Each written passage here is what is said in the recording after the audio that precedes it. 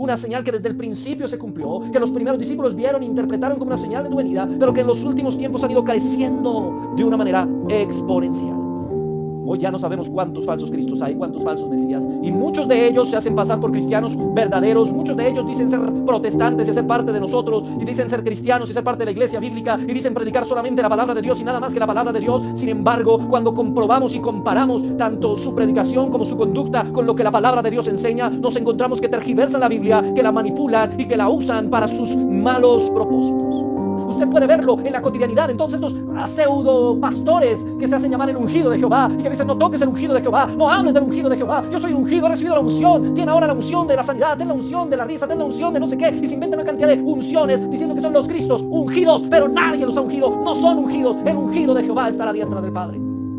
Y falsos profetas pueden entenderse desde dos formas. Una, falsos predicadores, porque el profeta actual es aquel que predica la palabra de Dios. Hay falsos predicadores que manipulan las escrituras para dar rienda suelta a sus deleites, a sus deseos, a sus pasiones. Tuercen las escrituras para ganar dinero, para ser millonarios o simplemente para tener poder.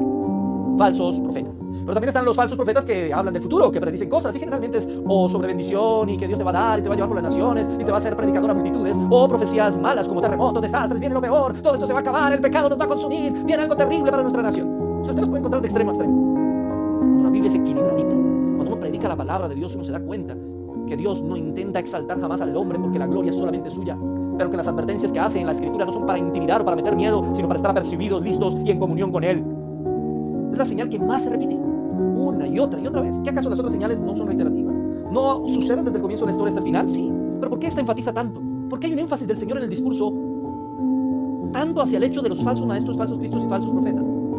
Porque tal vez esa es la manera más clara en la que vemos la pronta venida o el pronto regreso de nuestro Señor Jesucristo, la apostasía. Y no estoy hablando de otras religiones. Entiéndase por apostasía aquel que dice servir a Cristo, pero predica otro evangelio. Aquel que pudo haber comenzado en el santo evangelio del Señor, pero distorsionó el mensaje y predica una cosa diferente. O aquel que comenzó en el mensaje de Cristo y se apartó y se fue hacia el mundo. Apostatar de la fe es negar la fe, es alejarse de la fe, es no reconocer la verdadera fe y el verdadero evangelio. Así que una señal clara es eso, la apostasía. Como se levantan personas que definitivamente rechazaron el verdadero evangelio y ahora se autodenominan falsos cristos, falsos maestros, falsos profetas, o simplemente niegan a Jesús por completo. Anticristo significa aquel que está en contra de Cristo, pero también significa aquel que se pone en el lugar de Cristo, que mueve a Cristo de su lugar y se pone Él, como muchos de esos pastores y falsos maestros y falsos profetas y falsos cristos que ponen a Cristo a un lado y se ponen ellos como el centro del mensaje. Porque incluso usted los ve como los servidores van a atenderles, a llevarle la agüita, los tratan como si fueran el Señor mismo y darle honra al que merece honra, y la palabra de ellos es como la palabra de Dios, y hay donde alguno de sus discípulos les desobedezca, porque entonces es como si estuviesen desobedeciendo al mismo Dios. ¿Quién dijo que ellos se pueden lugar o te pueden poner en el lugar de Cristo?